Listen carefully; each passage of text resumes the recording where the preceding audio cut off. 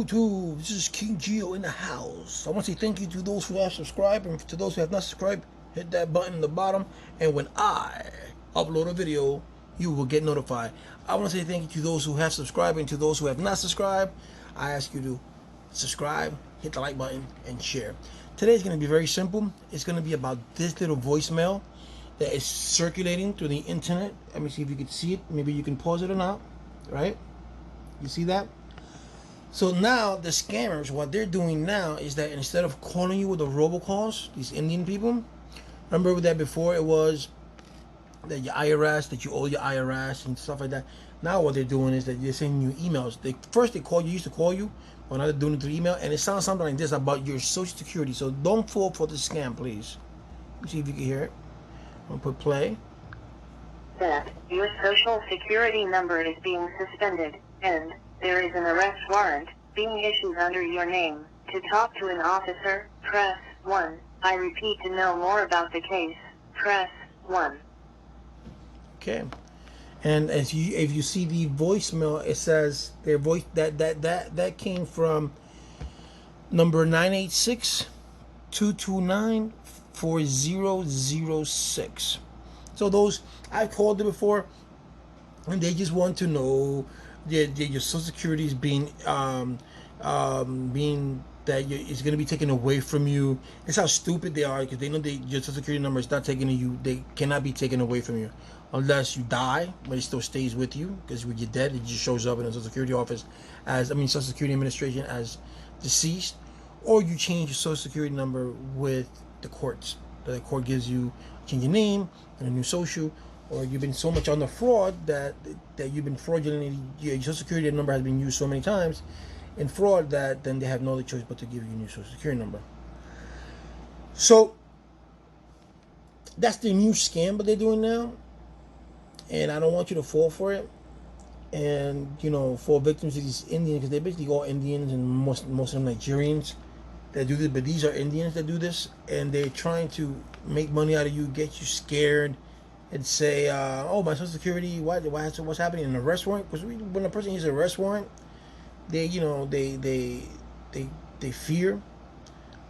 So don't get caught with these little scams. If anything, call him. And but just don't get caught in the scam. If you get an email from them, just delete it. Well, the best things for you to do is just call your postal general's office or call the FBI and tell them you're getting these messages, you're getting an email about these, and you give them, or you send them a copy of this through the email, and let them handle it. Because there's a lot of people who are falling for these types of tricks, and it's basically the elderly and stuff like that. And for me personally, the best way to secure your information is don't give it out in stores. Don't give it out when you go to Walmart. You got to do your. They ask you if you want to do a credit card. The Verizon people there, they have kiosks out there. Try not to give your Social Security number out to anyone. Any hacker can get it. They really want to get your Social Security number, so it's not like hard, but it makes it less harder for them. It makes it more harder for them if you don't give them information. Most of these companies sell your information anyways, unless it's told. Like Facebook does it; they sell your information and stuff like that.